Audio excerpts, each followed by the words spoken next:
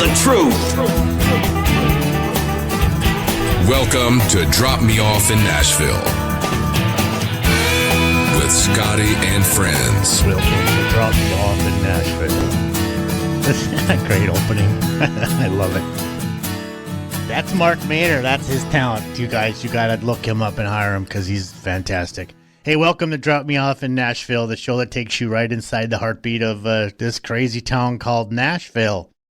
The music, the business, the tourists, the dreamers, the legends, the grave sites, the houses, all of it. Listen, the new wave of artists fighting for radio space, AI artists, TikTok singers, it's not going to last. It's not going to last. I don't think it's going to. Mark, do you think it's going to last? I mean, it's not going to last, right? No way. No, I don't think so. I think it's a phase. I think the execs are going to figure it all out and deal with how this AI crap's got to be dealt with, and it's going to be done exactly the way it's supposed to. Everybody's all excited about it. No, I think the industry will just absorb it in. Like almost embrace it in a way, right? Yeah. And then it's going to take the power away from the I'm a great songwriter because you're really not, because AI is. Right. It's not going to last. I don't know. TikTok brought on Zach Top. We talk about that in a few shows. I'll talk about it probably in 100 more because he did it right. I guess if you're going to study anybody's story, look up Zach Top and what he did online, and maybe you'll get that Craig Wiseman guy that will come in and help you the right way and not ask for your pocketbook. I don't know. The truth behind today's record deals, get a legitimate management company to help you. Nashville tourist boom. Oh my gosh, 18.5 million tourists are coming to Nashville. So imagine if you're one of those artists down there playing on Broadway and you have 18.5 million people coming throughout the year to come and see you. Talk about a free stage. I mean, that's almost better than going on the road. You're not going to play in front of 18.5 million people when you're on the road. You know what I mean by that. The bars only hold 400 or 500 people. The real life of honky-tonk musicians. Every neon sign has its own story. I love that. You go into Tootsie's, it's a certain feel. You go into Kid Rock's, it's a certain feel. You go into Friends in Low Places, it's a different feel. You go into Lanny Wilson's, it's different. You go into Dirks Bentley's, it's different. All these different bars, and there's all just incredibly. Remember this town used to run on one sound? Country music. Now it runs on like 15. I mean, you've got country pop, red dirt, traditional, folk, trap country, rock country. I mean, you can even, there's like, some songs you'll hear a fiddle and steel, some songs you won't. Think about how these new artists come to town and are just kicking the doors in, like Jelly Roll and Morgan Wallen and Lanny Wilson, how they reshaped the sound of country music today. I got to say something about Morgan Wallen. Morgan, why do they keep jacking you around with these award shows? I don't get it, man. You're huge. What's the politics? Who's doing what? And you want to know what? I'm kind of happy that you go, my head's high, my middle finger's higher, because I'm not showing up because you guys are a bunch of jackasses. Every time I see the nominations come out and I'm like, Morgan should be on all of this stuff. And just because, look what he does at his concerts. He sells these things out like crazy. People are going absolutely, he puts music out so incredibly fast and so good that you can't get enough. Anyway, these guys are doing great. And Lanny Wilson is, man, girl, you've really made your own. And congratulations on getting married to your husband. That's fantastic. Good for you. Deserved everything that you've done. You worked your butt off, and good for you. I think it's awesome. Broadway musicians are being discovered on TikTok, not label scouts. We just said that. It's going away. And it's going away. It's just a phase like everything else. The advantage and danger of viral country won't last. These one-hit wonders, it doesn't last. It can't. It's not a business model anymore. There's no money. You get 1 million streams on Spotify, and an independent artist, you get $4,000 to $6,000. Maybe the label's probably gonna get you 6 to 8, but that's $1 million. That's nothing. That's like cutting one song, and then you barely make your money back off it. Why new artists are skipping the old model and dropping singles every 6 to 8 weeks? It makes sense. Look at the format. Watch the charts. Look at what, like I just said about Morgan Wallen. He's dropping a song constantly. It's no longer 16 weeks and then you bring in another one and then 16 weeks. And none of that. It's all changed because everything is all digital. And those are the things, guys out there that are trying to get in the music business or as an independent artist, watch that. Do what they're doing. Follow those leads because you're not going to change anybody's mind on Music Road. That's not going to happen. You're going to have to follow what they're doing. So if they're dropping every 6 weeks, you damn well better be dropping every 6 to 8 weeks as well, because that's what's happening. The pressure radio programs are under for superstar releases clogging the charts, like we talked about Taylor Swift. She got her album out. She put it all out at one time. Every single could have been released, but she can. It's Taylor Swift. It's no different than the Beatles years ago. It's no different than Garth. It's no different than any of these major stars who do this type of thing. It's not about them just putting a song out anymore and getting on the radio. That was fun and great day one, but now we're day 4001 and we want to do something bigger, and bless these artists for doing that. Good for Taylor. You could hear 4 bands on Broadway in one night, right? Who are you going to sit and watch when you get down there? How are you as an artist going to keep those people inside of that bar so they don't go, this song sucks, and then they just walk 50 feet and they got a whole new sound, a whole new artist, whole new look, whole new band, whole new everything. You have to keep people there.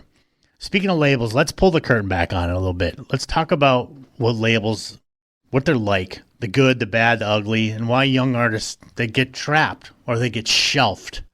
I'll tell you what that means. Getting shelved is probably the worst thing. We're going to sign you. We're going to do something with you, but we need you to write with these people for a year. After a year, nothing happens. The songs that come out aren't good enough. You never see the light of day, and you sit on the shelf and you become Warner Brothers tax write-off. Ouch. It stings. Don't do that. Make sure when you go in there, when you knock them out with the song that they signed you with, that's what's going to go out. That's what the trajectory is. That's what you're going to work with. Remember, they work with you. You don't work for them. It's a team. The label wants you. It's because they know that there's something in you. You got to make sure that stays that on that, and that they don't have the opportunity to put you on the shelf, because you're going to work your ass off to make sure that doesn't happen. There's these new deals that they started out called a 360 deal. And it's exactly what it means. They get a piece of everything you do. Merchandise, Spotify, shows, everything you possibly do, they get a piece of it.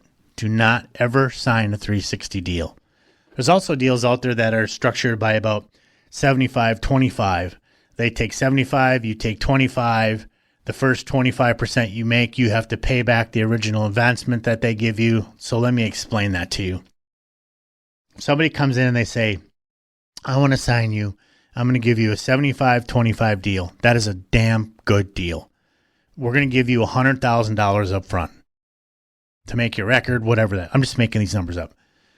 So here's $100,000. So when your $100,000 comes in, it just doesn't go to pay that off, right? No. The labels keep 75% of that. And then the 25% that you owe them is what goes towards the $100,000 that they gave you up front. So your little 25% that you got goes towards the advancement that you got. So instead of taking a limo to the airport or flying private, maybe don't do that. Not till you get your shit together, because you have to. It's a loan. You have to pay that money back.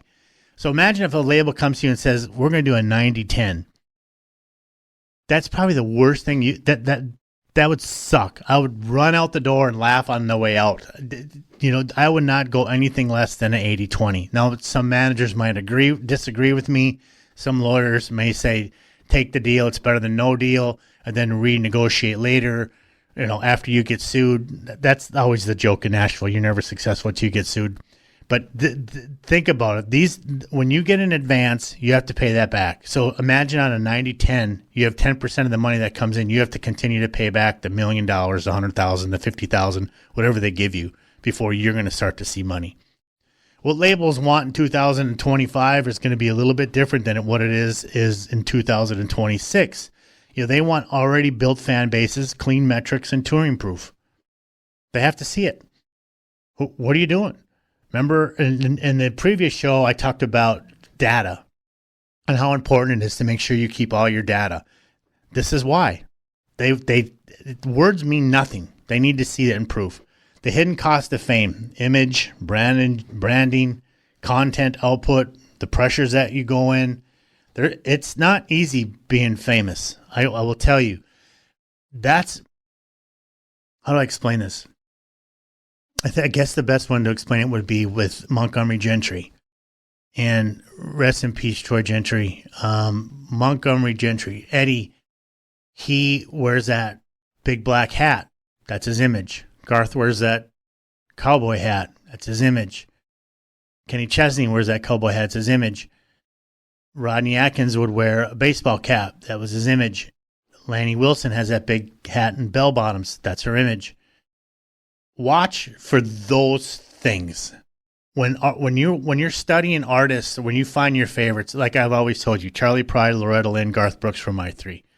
I studied them in every single way, and I wanted to know what they did and why they did it and how they became famous, and how they handled themselves privately was what mattered to me, because then that really was how they were out in the world.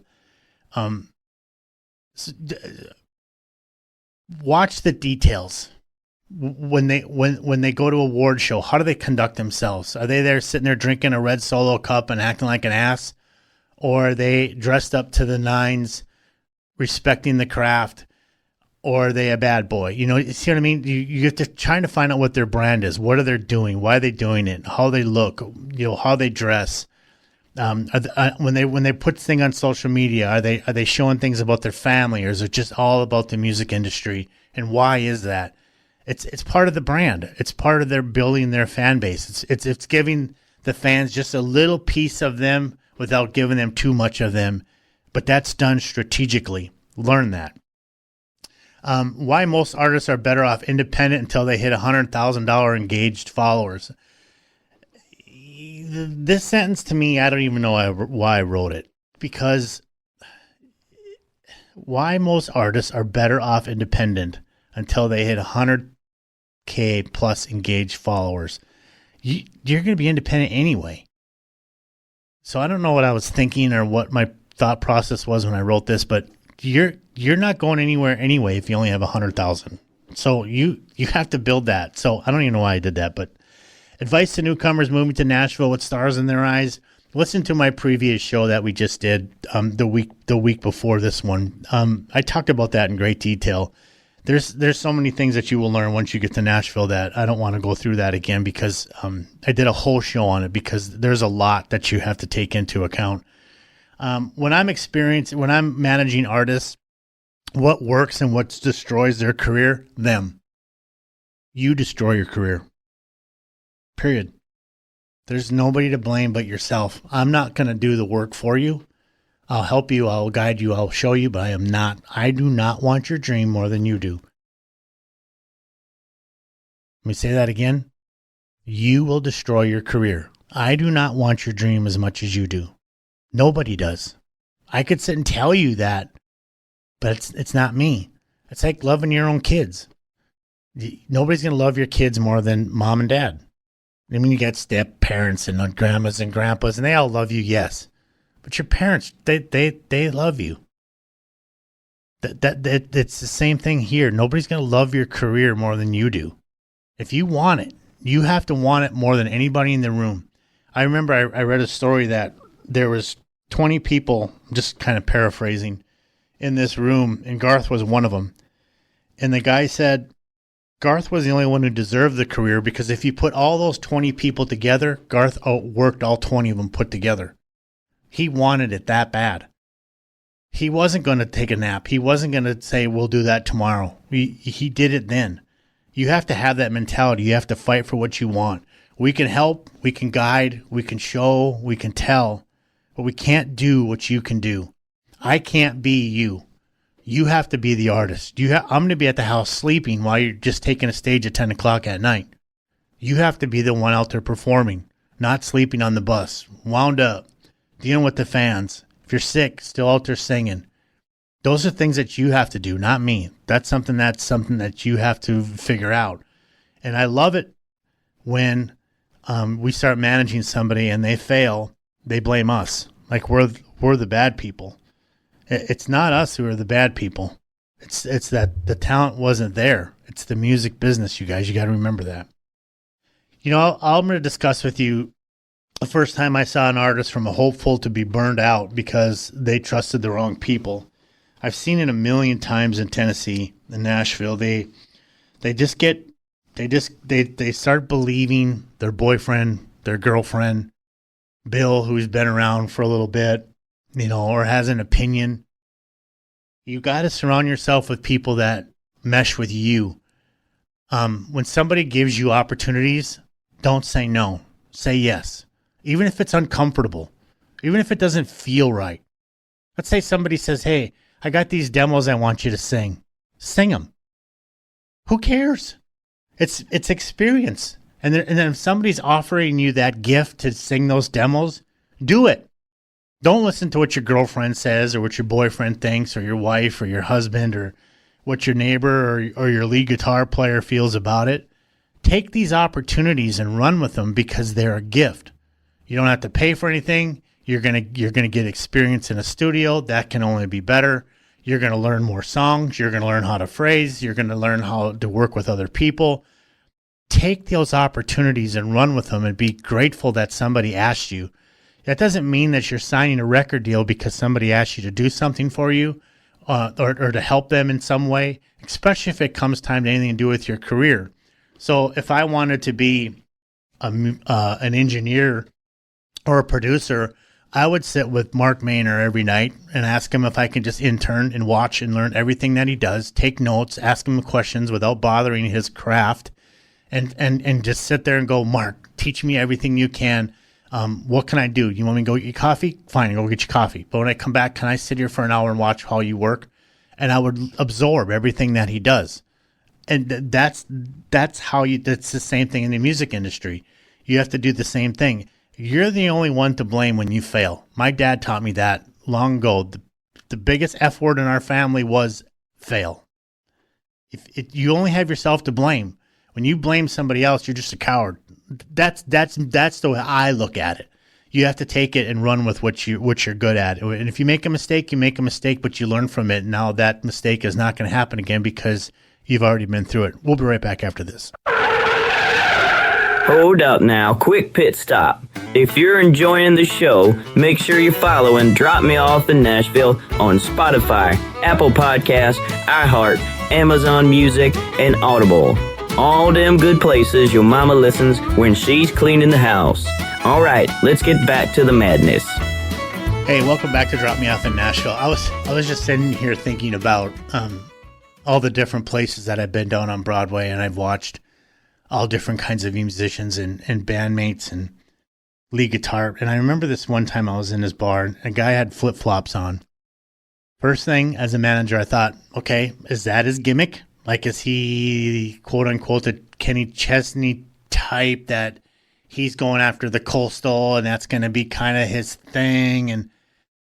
And I saw him a few more times after that. Then it was tenors. Then it was a pair of cowboy boots. And then it was, this guy just doesn't give a shit. It's not about that for him. He just wants to play guitar. And he's not looking for an image. And as a manager, you kind of go, what the hell is he doing? But at the same time, you have to kind of go, well, this is just what he wants to do. He just wants to play and have a good time. And I don't think he cared if he was playing the Grand Ole Opry or he was playing that stage. He just wanted to play guitar. But in my mind, as a manager, I go, God, what are you doing with flip-flops on the stage? You kind of look like an ass. But shame on me for thinking that way. You know what I mean? It's just the way it goes. Anyway, the reality behind the neon lights, when you're playing down on Nashville and you're playing for tips and you have to work 4 hours, you guys. That's 4 hours of music. Now, granted, you could, like Collier does, he usually pairs people up because he knows the vocals and he knows how somebody could wreck their vocals. So a lot of times he'll put two people on the stage. So it's about 2 hours a piece of working. But imagine you have to go up there and, like everybody ever see Hank Williams Jr.? I know I'm all over the place right now, but I was just thinking about this. When you go see Hank Williams Jr., he sings all of his songs, but he never sings them the same way. He changed the vocals up. But I hated that when I went and saw Hank because I love Hank. But I get it now because imagine you playing down on Broadway and having to sing Friends in Low Places 12 times a night, 12 times a week. You're going to get tired of it, right? Over time. So think about it as being a recording artist. The songs that you pick, you better damn well know that you're going to be singing them for the next 50 years of your life if you have any kind of success. So make sure that they're good ones when you pick, because I can't imagine going, God, I don't really like this song, but my label wants me to sing it, or my producer's brother wrote it and I'm kind of doing him a favor, but I don't really like it. And then you have to sing that shit. Ugh.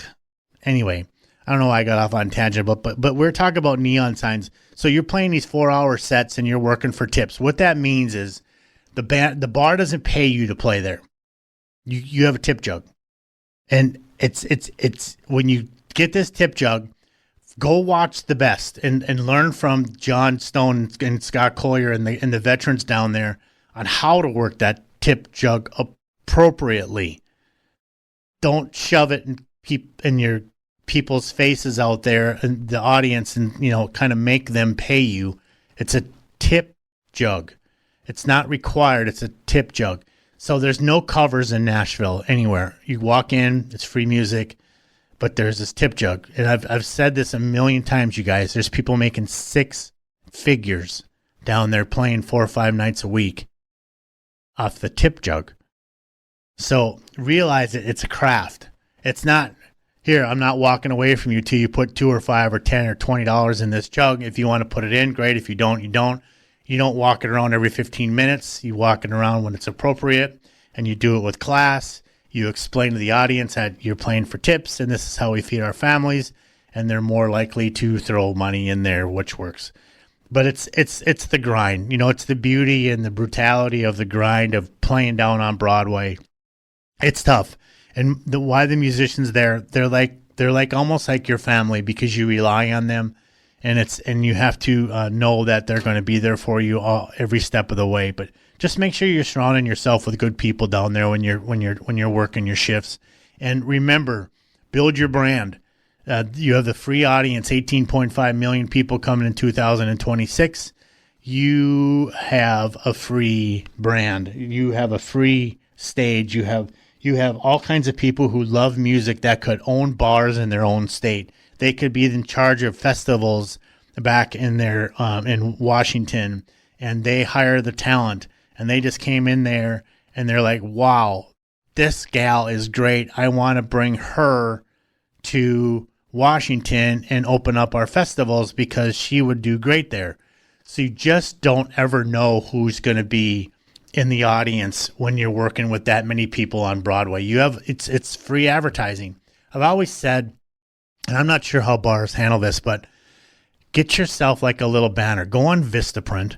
You can design it yourself. It's not hard. They literally make it so easy on Vistaprint. And you can make your own little banner, put a little QR code, put a nice picture, make sure your name of who you are, your band sticks out loud and clear, reference it stage right, let it just live there. And people can kind of know who you are. If they have their phone, they can just walk up and click it. They don't have to worry about you saying your name throughout the night. And you have free advertising. And if somebody wants to get in touch with you, they can. Now, where that QR code goes matters. Make sure that website that you send them to, that you can make on GoDaddy for like $16 a month. It's a simple one page. Get in contact with me. Send me an email. Easy. Don't send them to Facebook or Instagram or all this other crap. You can put those links inside of your GoDaddy account. But if they want to hire you, make it simple for them to find you. As soon as you make it complicated and you think that, you conjured up in your head, well, they just go to my Facebook page and they just know they can message. Well, people don't know all that. Email, it's professional, it looks good. Hey, welcome to my site. If you want to get in contact with me, click here. And GoDaddy will walk you through all that to set all that up. It's super, super easy. Let's talk about AI and songwriting a little bit. Mark, you and I talked about that quite a bit, didn't we, about AI? What do you think now? I mean, are you hearing the rumbles on TV and on socials that AI is just what's going to happen? What do you think? I hear both sides. I hear people that are excited about AI, and I hear people that are terrified. I kind of feel like the people that are afraid and they think it's going to destroy the world haven't really looked at it or understood it. I kind of feel like a lot of people that I talk to use it as a tool and understand what it is, Yeah, the thing about it is, I just want the Copyright Office to figure it out, and BMI and ASCAP, especially in the music. Listen, AI for, when I go grocery shopping and if we're on a diet I will literally say, ChatGPT, please tell me the foods I should buy for 7 days. I'm going to Publix. Tell me what I should get and eat because I want to lose 2 pounds this week. Help me eat that certain food to do that. Hit enter, boom, push the whole thing out. I print it, bring it to the grocery store, buy the shit, done. Great, right? Easy. But for songwriting, if your song is written in AI, you're not a songwriter. Sting should. Probably doesn't, because everybody's telling you how great you are. It's bullshit. You're taking away from the craft. It's not soul. It's not you. You had a line, and AI built around that line.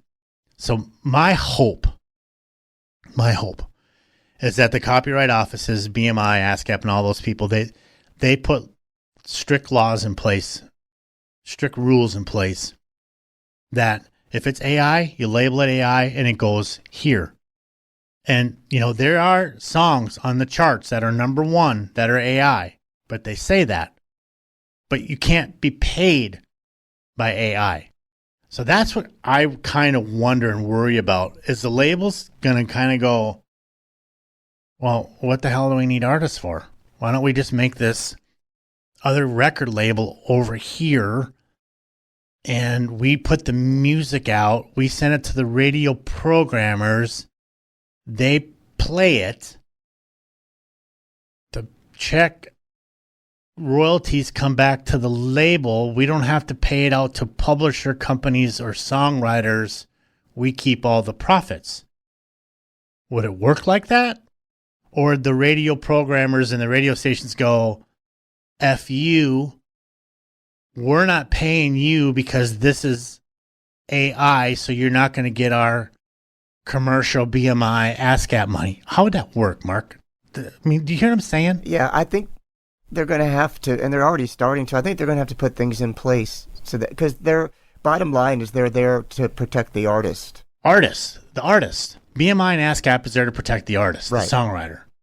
So, like I'm saying, so you and I wrote a song on AI. We send it out. It goes number one. It's played on all these radio stations. Radio stations get commercials. They get money from that. They have to pay their royalty in the BMI or ASCAP, whatever that is. But it's not human. So why would a radio station have to pay? They shouldn't. It's not human. Then right. Who are you paying? Right. Because if BMI and ASCAP aren't going to pay AI because it's not a human, then why should the radio stations have to pay the So if holy crap! I mean, talking about this out loud. So if the labels start going, we're going to make this division of just AI. Well, how is that a financial model? There needs to be a reason why the label is not going to profit off of AI productions.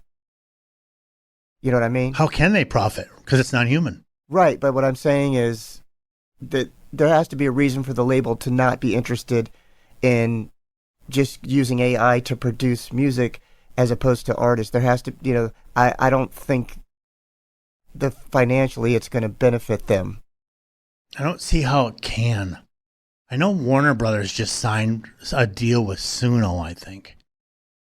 Don't quote me on that. I got to look it up. That may be, though, because the other part of the whole AI thing, as far as rights go, is when they created all the algorithms for AI, and because they had to put all the information in, all those years of music and everything in for AI to have something to pull from. So like if you're going to make a country song and you say, I want a female country singer, I want a waltz style tempo, AI has to understand all that. So what happened is the people who designed AI didn't have permission to take all that music and put it in for the algorithms. So I think a lot of the deals that are being worked out have to do with that. Does that make sense? Yeah, completely. And there's this lawyer that I follow. I don't remember her name, and I apologize, but she has red hair, and she's super smart when it comes to him. She's suing everybody with this. She's a high-end music. I'm going to find out what her name is and write it down, and I'll tell you guys who it is so you guys can follow her. But she's super smart, and she gets this crap, and it's just a continuing revolving door of, I don't understand where this is going to go. I mean, at the end of the day, it has to be human. And I think everybody's agreeing on that. So that's why I'm not, losing sleep over it. It's just so new that there's so many questions like what you brought up. And a lot of people are concerned about it. But I think at the end of the day, the industry realizes that they've got to protect the artists, and they've got to make sure that there's no reason for AI to take over the music industry. Do you think that it could end songwriting? I mean, listen, I could come in your office right now. You and I could write a kick-ass country song on the computer, and we wouldn't. Why would I need to pay a publishing company? Why do I need to pay a songwriter when I could just make it on the computer? Yeah, you could go in 2 minutes and type in some information, and it'll spit out a well-produced piece of music. But I think that what needs to happen from there is there's not a way to monetize that. And if you look at Suno and a lot of those sites, when they put their information in, they kind of say, this is available for you to use, but it's when you get to the commercial rights and that kind of thing, then it's not. So I think that's what those Suno and those places, I think they're really trying to look for people that want to do that. It's, you want to do a birthday song for your kid or for your grandparents and spit it out because you're not able to write and produce a song. I think that's kind of what it's designed for. So the industry just has to be careful not to let that take over for artists. Yeah, because if I was a record head, I would call, Mark, come in, Mark, let's meet, or whatever. You come in, I'm like, hey, Mark, I know you got 50 million songs out and they're all great and you're selling out stadiums, and why don't you just write your own stuff? I mean, you're a songwriter, so I'm sure you got some stuff scribbled down on a napkin or on those buses that you've written down or heard lines over the time. Let's just plug those in, and then we'll take that, throw it in Suno, it'll pop out, we'll fix it, make it better, and then go cut it, and then go to work. Yeah. I mean, let's not call Bill and Scott to come over and write for us anymore because it's not necessary. Yeah, I think it's definitely going to affect that end of it because, it's like you have a songwriting partner with you at all times. In your back pocket. Yeah. Yeah. I wonder how this is going to go down. I just think that the industry is going to have to police it and find a way so that whether you're a publishing company or a label or even a radio station, that there's no financial benefit for you to play and put your effort into AI produced stuff. Mark, you could open up your own publishing company now. Like, I don't even need to go and knock on people's door in Broadway on Music Road and go, hey, will you please take an interview with me and listen to my stuff? And I could just open up my own publishing company now. Yeah. That's how ridiculously stupid it's got. Yeah. I mean, where's it going to end? I mean, as a label head, I would be scared of my job of letting something slip through that shouldn't have slipped through. Yeah. I mean, I may be taking that to another level, but I mean, if you think this through hard enough and long enough and strategically enough, you could write your own songs, put them through Suno, make them human, open your own publishing company, keep 100% of the 200%, negotiate your other 100% with a singer that's going to cut it. They want 20%. Now you actually get 180% of your song instead of having to give the first 100% away to your publishing company. I mean, come on. I'm sure, though, they have digital codes that they can put in there, because if you go on to Suno or anything like that and you try to type in an artist name, like let's say you write some lyrics and you say, produce me a song that sounds like AC/DC or something like that, a lot of times it comes back and it's with some kind of sentence that says, this is against our licensing standards, or this is against, that kind of stuff just pops up. And same with YouTube. YouTube will, if you put up something on YouTube will YouTube's flag the devil. it. Yeah, they go overboard sometimes. But so there's digital codes and they know it. So I think that if you're a label person and someone sends you something, there's got to be a way that you can, because it's digital. Everything's digital now. So there's got to be a way that you can say, this was done on AI. So the thing is, though, is that's already in place with Suno. If you use the free version, if you pay them, all the rights are yours. I know. I don't know. No, it is. That's what. Yeah, and the lawyer lady that I listen to all the time, she was talking about that as well. She pulled up the contract, and she read it out loud. She's like, so really, what this means is that if you just go on there and do the free and don't pay them, that you have zero rights to it. But if you pay them, like pay for hire, they're paid, they're done. That music is yours. That would be a great episode to get her on. And I know, and because she does a podcast. And speaking of YouTube's the devil. You know that? I don't like them at all. And Garth said that about 20 years ago. That's why none of his stuff is on there. It's like I use this company called Buzzsprouts. And after we're done, Mark, you do what you do, and you send me your brilliance, and then we put the show up.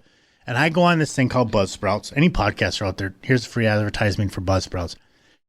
You upload, it's so easy. You upload the episode that your producer sends you. Hopefully you'll hire Mark Maynard. And you type in the title, you type in the description, you hit save, you put the date that it's going to go out, and it puts it out on every single platform for you, and it tracks every single thing it does. Every Spotify, who's listening, how long they listened, where they listened from, what device they listened on, everything. I have every single stat you could actually imagine. And the only one that it will not track is YouTube. Yeah, I'm not surprised. Why? What's YouTube's deal? I mean, I have to put it on there. I guess I can unclick it and not post it on YouTube, but most all of my fans, it's like 53 some thousand last time I checked, is YouTube. And I get none of that credit. Yeah. I don't know what that is. They tend to go overboard with their policing. But they want my content. So here's another thing, Mark. Like anytime that you make one of our bumpers, and if it has some kind of music in the background, I have to argue with them because they'll flag it and say that this music isn't copyrighted. And it just frustrates me. And most of those, that's music we created. We're not even taking. Yeah, so imagine the aggravation. I go, hey, Mark, will you please send me over so I can deal with YouTube's bullshit? Right. I'm just like, I'm not even going to put it on there then. I just put it on everywhere else, and I have no problem. iHeart, all the different, there's like 15 different platforms the show is on. And I have to deal with their bullshit like on a weekly basis. It was kind of funny because you came in here and you're like on the you're going to run my company's promotion, and I'm going to run the one without music on it, because we know what's going to happen. They're going to flag it, and I don't understand that, because I mean, and I guess I could understand it if we were playing like Thriller underneath it or something, or yeah. But how can all the other platforms say it's okay, and just Mr. YouTube assholes, you guys don't? I don't like you, YouTube, so I don't care. You can take my stuff down. You can do whatever. I do not care. What am I to you? Because this isn't about that. I have 100 other platforms that this show plays on, and I get zero things from you anyway. You're not doing me any favors. The only thing that you're doing for me is giving me somewhere else to put it that actually people are watching. But I just made commercials now that we advertise everybody but YouTube. And again, not that matters. Like, they give a shit about Scott Hooger's podcast, Drop Me Off in Nashville. I mean, I understand that. But at the same time, I don't understand. It's just more content. And if it's good content, why wouldn't you put it out there? And it's not like I'm looking for money from them. I'm just looking for not so much damn aggravation. Like, if I was an artist, an independent artist, what the hell are you going to do if you want to put your song on there? I mean, imagine all the hoops you probably have to jump through to prove that it's yours. It's copywritten. I mean, you probably have to upload all this stuff, send it into them. I can't even imagine that aggravation. I don't know. Anyway, they need some competition. Do you think that's what it is? It's like Spotify. Spotify needs competition too. They become bullies. Yeah, they've got a monopoly on their what they're doing. Yeah, we'll be right back after this. Some parts of Nashville are, should we say, a bit seedy? Oh, howdy, mister. You got an itch that needs scratching? I was just fetching a fresh pitcher of iced tea. I bet Scott and his friends know where they are. Stay tuned and find out. Hey, this is Howard Decker with the Straight Country Tribute Band, and you're listening to Drop Me Off in Nashville podcast with Scotty and friends. Hey, thanks for hanging in there at Drop Me Off in Nashville. My show was going to go a totally different way today, but I'm so glad that Mark jumped in. Thanks, Mark, for helping me on this one, because this AI and Suno stuff I think it's an ongoing conversation. Maybe people are bored with it. I don't know, but I guess the advice I would give today, sitting here, mid-January 2026, write your own stuff. Be proud of it. And it may not be as good as you can get it. Use these other tools as tools, not as your guide, not as your do the work for you. Use them as tools. Use them what they're meant to be used as. Because in the long run, when this all does get figured out, the last thing you want is a lawsuit on your hands, or mud on your face, or people thinking that you played the game and you got one by them. Write your own stuff. I think that would probably be the best thing that you can do. Right, Mark? I agree. Thanks for listening to Drop Me Off in Nashville. You guys, 2026 is here. Enjoy it. Follow your dreams. Don't ever give up. And if you go to Nashville, do the best you can, because people are watching. About 18.5 million people are coming to that city this year. Thanks a lot for listening. Take care. Thanks for joining Scotty and Friends. Don't forget to like and subscribe to join the Drop Me Off in Nashville family. Engineering and production provided by Podcast Production Music. Well, Nashville, can't thank you enough for all the time. Y'all come back now. Here?